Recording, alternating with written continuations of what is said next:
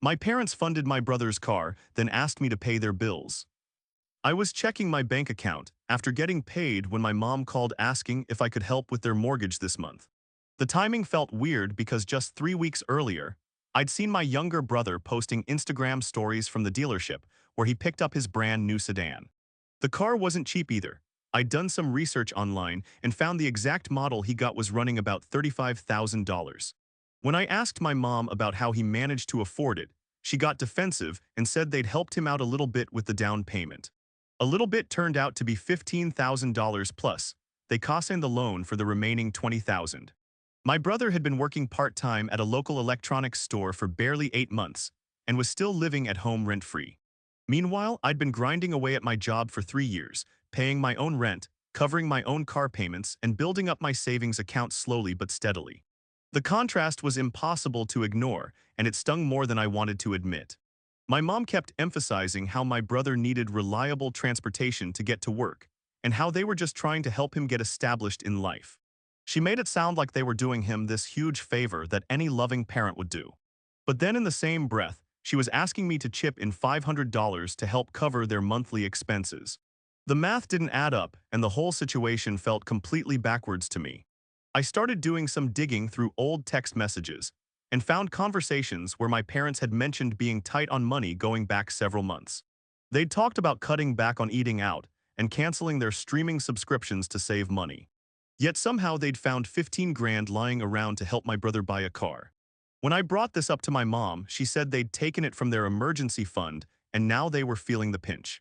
The emergency fund comment really got to me because 2 years ago, when I'd asked them for help with a security deposit on my apartment, they told me they couldn't spare the money. I'd ended up having to borrow from my credit card and spent months paying off the interest. At the time, they'd lectured me about financial responsibility and how I needed to learn to manage my money better. Now they were asking me to bail them out after they'd blown through their emergency savings on my brother's car. I decided to call my older sister to get her perspective on the whole situation. She lived across the country and usually stayed out of family drama, but I figured she might have some insight into what was really going on. When I told her about the car and the request for money, she let out this long sigh and said she'd been getting similar calls from our parents for the past couple of months. Apparently, I wasn't the only one they'd been hitting up for financial help.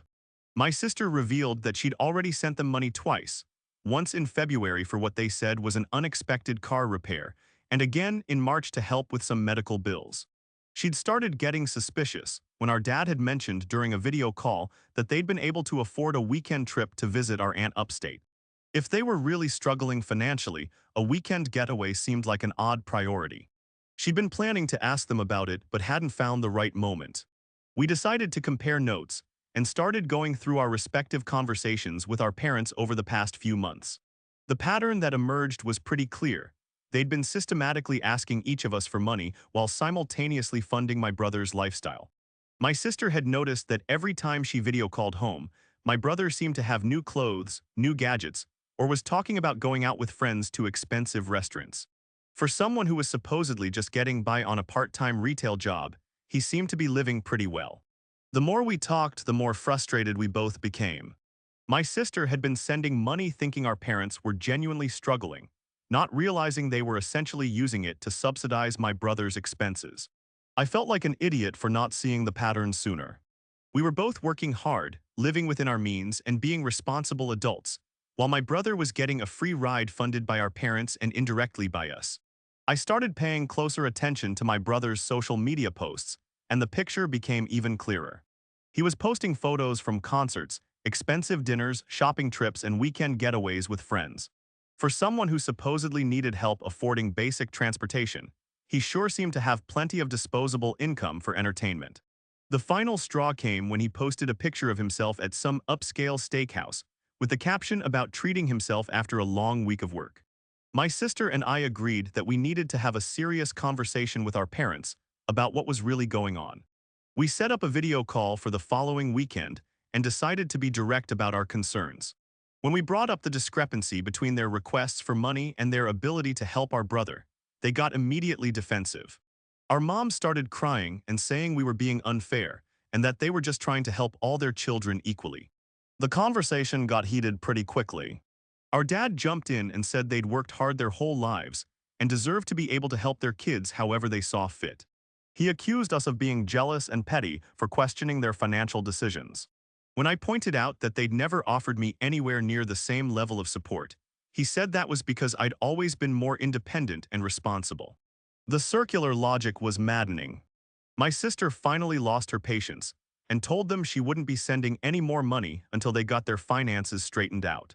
She said she was tired of subsidizing what was essentially an allowance for our brother while being told stories about how tight money was. Our parents were shocked that she was taking such a hard line, especially since she'd been so willing to help before. The call ended with everyone upset and nothing really resolved.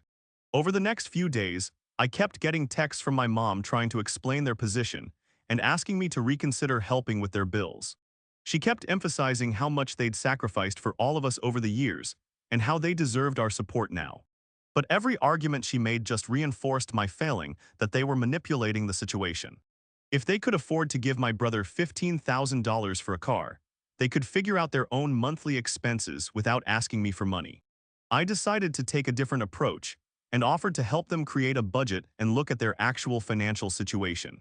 I suggested we sit down together and go through their income and expenses to see where the money was really going. My mom immediately rejected this idea and said they didn't need me managing their finances like they were children. The fact that she was so resistant to transparency made me even more suspicious about what was really happening with their money. The breaking point came when I discovered that my parents had also been paying my brother's car insurance, gas money, and even giving him cash for groceries and other expenses. My cousin mentioned it casually during a family barbecue, assuming I already knew about the arrangement. When I realized the full extent of the financial support they were providing him, I felt completely taken advantage of. They weren't just helping him with the car, they were basically covering all his major expenses while he kept his part-time job money for entertainment. I confronted my parents about this latest revelation, and they finally admitted that they'd been supporting my brother more extensively than they'd initially let on. They said they were worried about him and wanted to make sure he didn't struggle the way they had when they were young.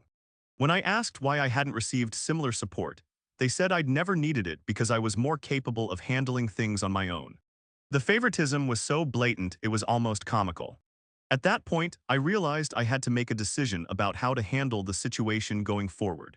I could either continue to enable their behavior by occasionally sending money when they asked, or I could set clear boundaries and stick to them. I chose the latter and told them I wouldn't be contributing to their monthly expenses anymore. I explained that if they had money to fund my brother's lifestyle, they had enough money to cover their own basic needs. My parents were furious with my decision and accused me of abandoning them in their time of need. They said they'd always been there for me and couldn't understand why I was being so selfish now. The guilt trip was intense, but I held firm in my position. I told them that if they wanted my financial help in the future, they needed to stop supporting my brother and show me that they were making responsible choices with their money. The family dynamics shifted dramatically after that conversation. My brother started getting defensive whenever money came up in family discussions, probably because he realized his free ride might be coming to an end. My parents became distant and would make passive-aggressive comments about how successful children should help their parents. The whole situation created this underlying tension that made family gatherings uncomfortable and strained. My sister backed me up completely and also refused to send any more money. She said she'd learned her lesson about enabling irresponsible behavior and wasn't going to be manipulated anymore. Having her support made it easier to stick to my boundaries, even when my parents would try to guilt us individually. We started checking in with each other regularly to make sure we were staying consistent in our approach. Several months passed with minimal contact from my parents, which was actually a relief in some ways. I didn't have to field constant requests for money or listen to elaborate explanations about why they needed my help. I used the time to focus on my own goals and continued building my savings account. The money I would have sent them went toward my own emergency fund and future plans, instead of subsidizing their poor financial decisions. Then something unexpected happened that changed everything. My brother got into a car accident that wasn't his fault, but his insurance coverage was apparently inadequate for the damages. The other driver's insurance company was fighting the claim, and my brother was looking at potentially thousands of dollars in out-of-pocket expenses. Suddenly, my parents were calling me in a panic asking if I could help with the legal fees and repair costs. The irony wasn't lost on me. They'd spent all this money setting him up with a car and ongoing support, but hadn't made sure he had proper insurance coverage. Now they were back to asking me for money to fix their mistake. When I pointed out that this was exactly the kind of situation where their emergency fund should have been available, they reminded me that they'd spent it on his car in the first place. The circular nature of their financial mismanagement was almost impressive in its consistency. This time, I didn't just say no. I offered to help my brother directly by connecting him with a friend who worked in insurance claims and could give him advice on dealing with the situation. I also offered to help him research options for better coverage going forward. But I made it clear that any financial assistance would come with strings attached, including full transparency about his expenses and a plan for him to become financially independent. My parents were livid that I was willing to help my brother but not them. They couldn't understand why I was making such a distinction when they saw it all as family money anyway. I tried to explain that I was willing to invest in solutions that would prevent future problems, but not willing to keep throwing money at the same recurring issues. The concept of sustainable help versus enabling seemed completely foreign to them. The car accident situation forced my brother to confront some realities about his financial situation that he'd been avoiding. When he realized that my parents might not be able to keep supporting him indefinitely, he started looking into full-time work and considering whether he could afford to keep the car. For the first time since this whole mess started, he was actually thinking about his expenses and income realistically. My parents finally came around to the idea of having a serious conversation about their finances when they realized that neither my sister nor I were going to cave to their pressure tactics. They scheduled a family meeting where they laid out their actual budget and showed us where their money was going each month. The numbers were eye-opening. They were spending almost as much on my brother's various expenses as they were on their own housing costs. The meeting was tense but productive. We established some ground rules for any future financial assistance, including complete transparency about where the money was going and a clear plan for addressing underlying issues rather than just covering symptoms. My parents agreed to stop supporting my brother's lifestyle expenses and instead help him find full-time work that would allow him to be self-sufficient. My brother wasn't thrilled about the new arrangement, but he didn't have much choice since his other options were either getting a second job or giving up the car entirely. He ended up finding a full-time position at a different company that paid significantly better than his part-time retail job. The transition wasn't easy, but it forced him to develop some financial responsibility that he'd been lacking. The whole experience taught me a lot about family dynamics and the importance of setting clear boundaries around money. I realized that my parents' approach to helping my brother wasn't actually helping him at all. It was preventing him from developing the skills and mindset he needed to be successful on his own. By refusing to enable their behavior, I was actually doing everyone a favor in the long run. Looking back, I don't regret taking a hard line on the financial support issue. It was uncomfortable and created some temporary strain in our relationships, but it ultimately led to a more honest and sustainable dynamic. My parents learned that they couldn't manipulate their adult children into covering for their poor financial decisions, and my brother learned that he needed to take responsibility for his own expenses. The situation also strengthened my relationship with my sister, who had been dealing with similar frustrations but hadn't known how to address them effectively. By working together to establish consistent boundaries, we were able to create positive change in our family's financial dynamics. We still help each other when genuine emergencies arise, but now it's based on actual need rather than manipulation and guilt. My parents and I have a better relationship now than we did during the height of the financial drama.